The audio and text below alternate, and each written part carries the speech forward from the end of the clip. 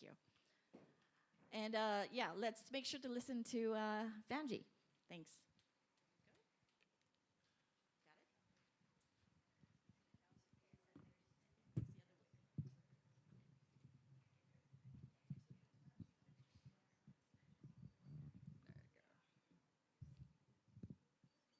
Good afternoon. My name is Evangeline Powell.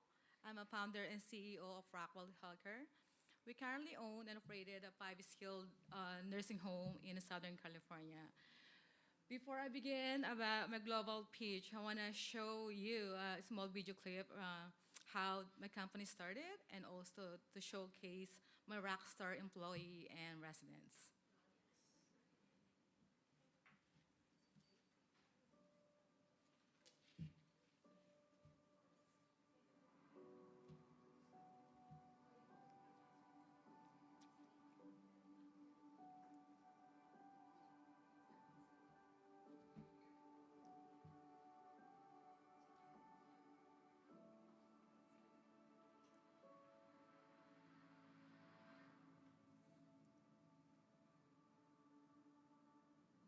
Every job that must be done, there is an element of fun. You find the fun, and snap, the job's a game.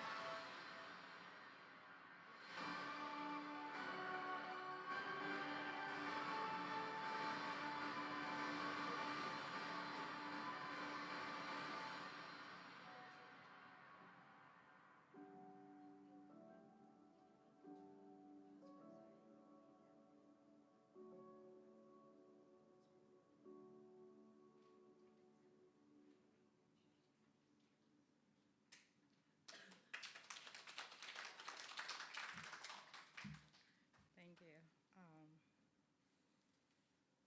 Yeah. Next slide. Oh. Okay. I chose this global pitch project because I believe in that empowering one Filipina at a time can exponentially bring success to every Filipina in the future generations.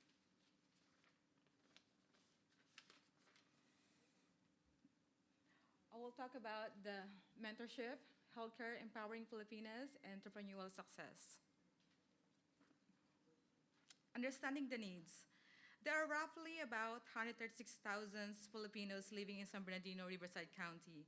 Among those Filipinos, around 15,000 are seniors. As a Filipina who established a business healthcare industry, I like to pass on my skills, knowledge, and experience to another Filipina to serve the community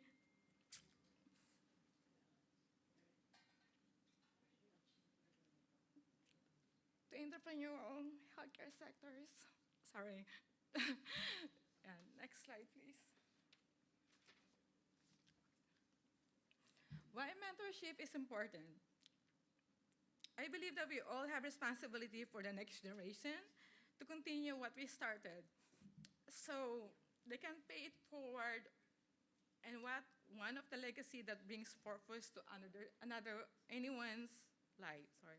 To my life, in sharing a part to another Filipina multiplies the success to the next generations of Filipinas. Next slide.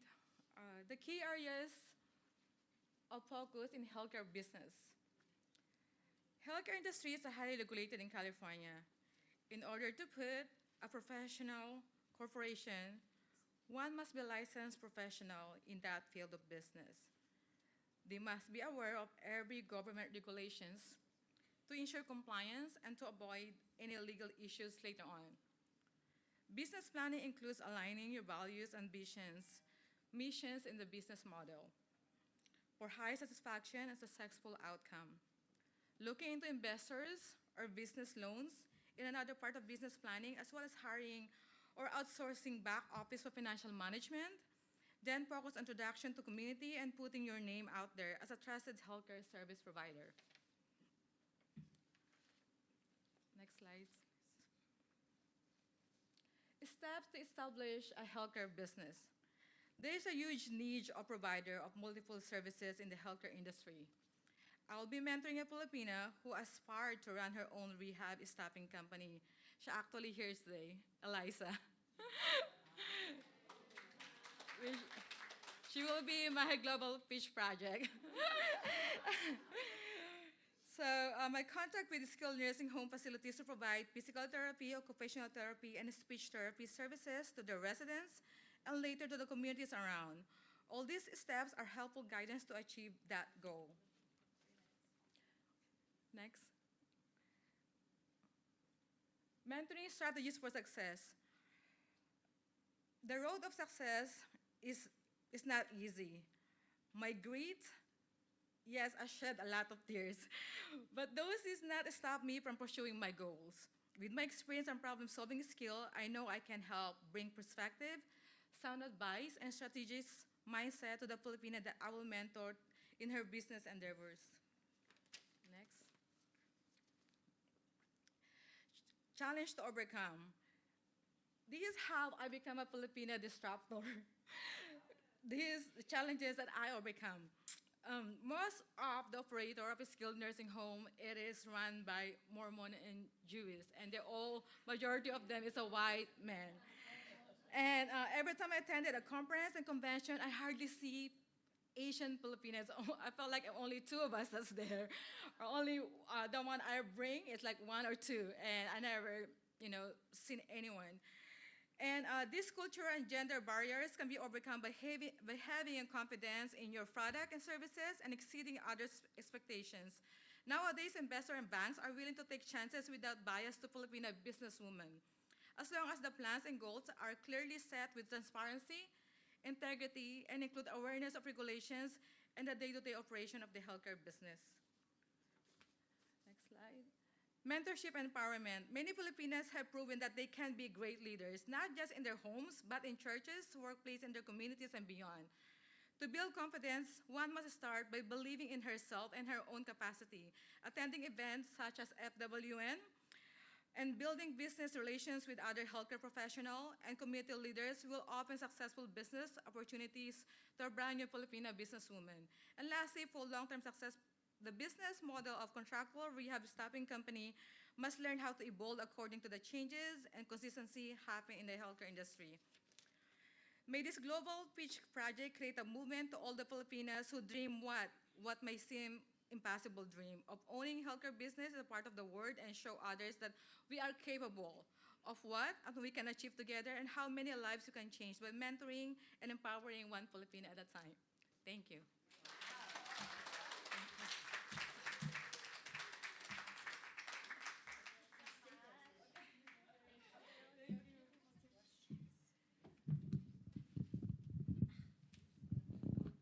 All right, ladies, do you have any questions for Vanji?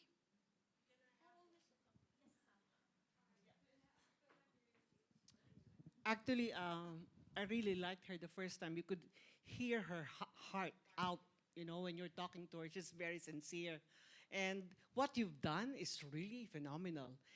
She's just being humble, but she has 400 rooms and 5 buildings. That is not easy for a young lady who just lost her husband. She just lost her husband and just, yeah. Yeah. So, my question to you now is this: how will you now use this FWN award? Because I told her a while ago that, especially in Southern California, when you have money, you have business, everybody wants you to sponsor, and you will be as a gala and a fashion show. Next year, we're going to go to San Francisco, and we're going to bring the candidates for FWN. I would like to ask, what will be your commitment and how you can help, you know, make your story be told to everyone that even we can do it. Not just men will hold multi-facilities like you. What can you do to encourage other women to come out that we can do it? So, my like I have about 500 employees, and majority of them are Filipinas and Filipinos, right? So they share a way of being entrepreneur, which is actually we know how to run it. We know the business model, but we're afraid. We're afraid to run or to take a risk, right? So for them, I'll teach them how to be intelligent risk taking.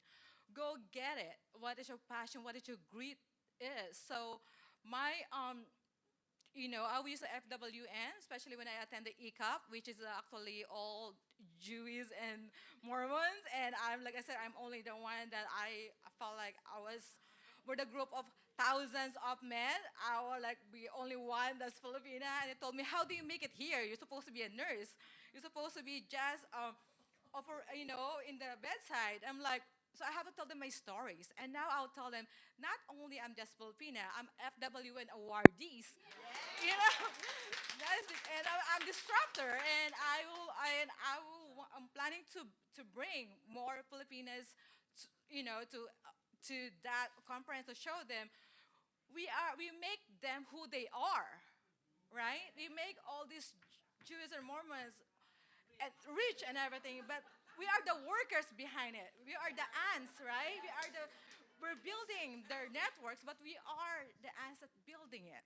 So let's our voices heard, right? And that's my, it will be out. We will be the disruptor of that industry. We will be the operators, not just a worker, but we will own it. Just I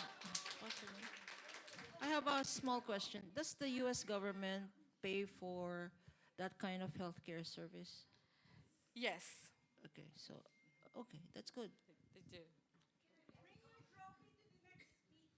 Yes. Okay, we have one last question. So this is how special Vanjie is. I was on her interview panel, and Marilyn keeps saying I'm too tough, but I kept asking her why one at a time, and this relates to your question. This is a supremely tightly regulated industry in the United States because it's high risk, high cost. As a matter of fact, nursing homes are the highest form of cost in the United States. And there's an emphasis to try and keep elderly and disabled people away from nursing homes. So she explained very passionately, intelligently, and thoroughly why it has to be one at a time. Because you can't cheat regulation. Medicare is huge, and you end up in Medicare jail pretty quickly. There's a lot of fraud that happens. So, amen, Vanjie, for being so successful. And what she didn't say is she did not go home during COVID because she wanted to take care of people. And her facility was the only one that did not lose lives. Much lives. Thank you. Thank you so much. Thank you. Thank you, Benji.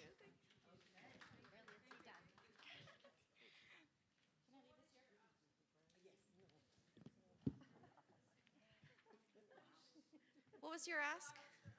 What's your ask?